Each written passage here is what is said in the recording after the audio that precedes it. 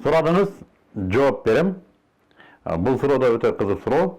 Мында ошо социалдык желеден алдым. Туура тамактануу тууралуу сиздин сөздөрүңүздү бирөөлөрдөн уктум дейт. Кызык. Эмнеге түздөн түз укпадыңыз? Чындап айтканда көп нерсени мурда ойлоп болуппуз. Туура тамактануу өзү эмнени түшүндүрөт. Мен бир нерсени эскертип коеюн, туугандар, бул жерде мен суроонун өзүм редакциялайм суроону. Ата этилерге түшүнүктүү болуш үчүн мен тартиптеп чыгам суроону. Бирок мааниси калат.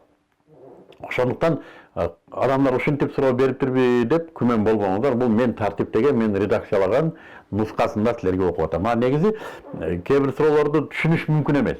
Ушундай, бирок мааниси өтө олуттуу, жазганды билбегендиктен же тилчи болбогондуктан, эми журналист болгондон карапайым эл өзү түшүнгөндөй жазат. Мен ал боюнча окусам туура эмес болуп калат дейм да, ошо мааниси туура түшүнүш үчүн мен өзүм редакциялап чыгам, тарбиялап чыгам. Ошон үчүн мына ушундай кооз суроо болуп сезилет. Туура тамактануу боюнча акыркы учурда аябай көп сүйлөй баштадым. Чындыгында бул биздин элдин, мындай айтканда, негизги проблемаларынын бири болуп калыптыр. Биздин эл бизден башка эч кимге кереги жок. Мен дагы бир жолу кайталайм. Биздин эл бизден башка эч кимге кереги жок. Башкаларга биздин жерибиз керектир, алтыныбыз керектир, байлыктарыбыз керектир, кыздарыбыз керектир, эмнеге идишин жууш үчүн, балдарыбыз керектир, эмнеге карын күрөш үчүн, үйүн куруп бериш үчүн. Болду. Башка да кереги жок. Бизге керек. Биз келечек муун алдында, Аллах алдында элибиз үчүн жооп беребиз. Жана ошондуктан бүгүн элибиздин эң чоң маселеси туура эмес тамактануу. Мен өткөндө айттым, дагы кайталап айтам, Ошту караңыздар, Жалал-Абадты караңыздар, Бишкекти караңыздар, эки нерсе аябай чоң өнүгүп атат. Тагыраак айтканда 3 нерсе аябай чоң өнүгүп атат. Биринчиси тамак аш индустриясы. Бул кафелер, кечинде чыгып көрсөңүз эми жылтырайт кафенин бардыгы. Эл тола кафелер, ресторандар укмуш. Чоң бизнес бул. Чоң бизнес. Ал жылдап тапкан акчасын ресторан куруп атат. Ресторан куруп атат. Эмнеге киреше андан түшөт. Экинчиси аптека. Аптека чоң бизнес. Мен таң калдым ушул нерсеге. Ошто чоң эле көчөдө, өзүңөр оштуктар көрүп аткан болсо, мен жалган айтпайын деп атам, өзүңөр чыгып көргүлө. Кафе аптека болуп калыптыр. Эки кафенин ортосунда сөзсүз аптека. Ал да түнү менен иштейт. Мен байкадым, кафеден семиздер чыгат дагы аптекага кирип кетип атат. Сурадым. Оокатчы болуп аптекага эмне кирип атасың? Чынын айтканда оокат сиңире турган жанагындай бар го, ошону издеп атам дейт. Мына.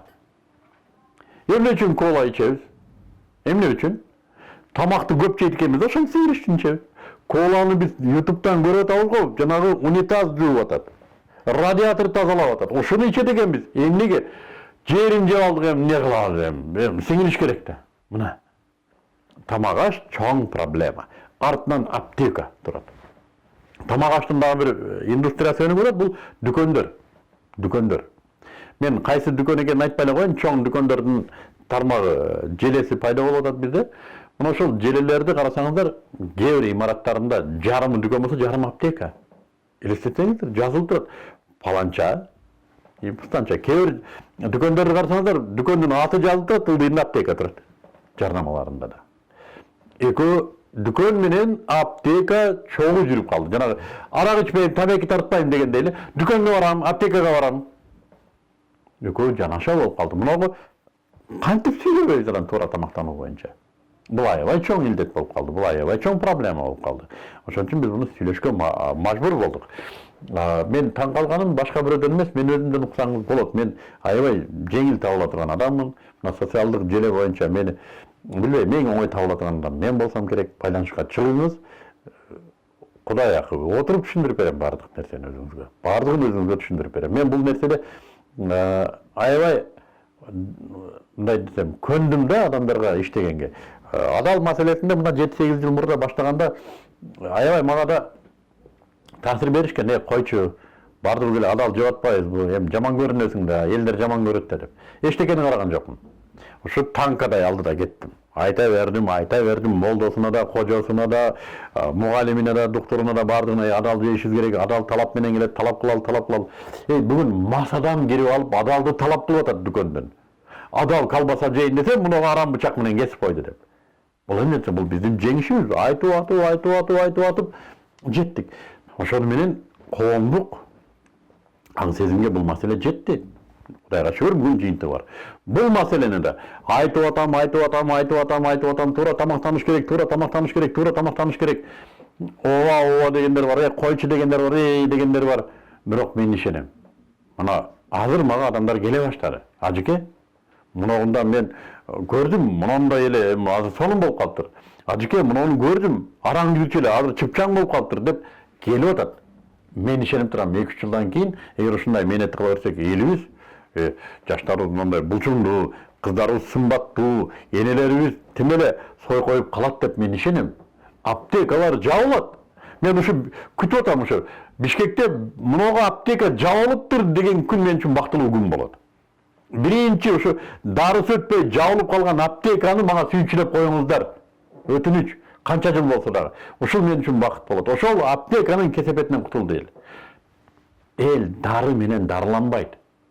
Эл туура жашоо менен дарыланат. Туура тамак менен дарыланат адам. Аптека бул болгону эмне денени сездирбей коет, ооруну сездирбейт, оору айыкпайт. Болгону гана дене сезбей калат. Болду. Мына ошондон бизнес кылат. Бүгүн аябай өнүктү аптека. Бул мына ушундай. Айта беребиз. Акылды бир аз болсо да чыңап, буга парасатты иштетсек, келиңиздер. Силер да жардам бериңиздер. Мен суранам. Айтыш керек бүгүн. Үй бүлөңүздөрдү караңыздар эле. Өзүңүздөр байкайсыңар канчалык бул маселе өрчүп кеткендигин. Өзүңөрдүн дасторконуңарды карагыла. Дасторкондон эле канча жылдан кийин аптекага клиент болосуңар, эсептеп койсоңор болот. Ушундай.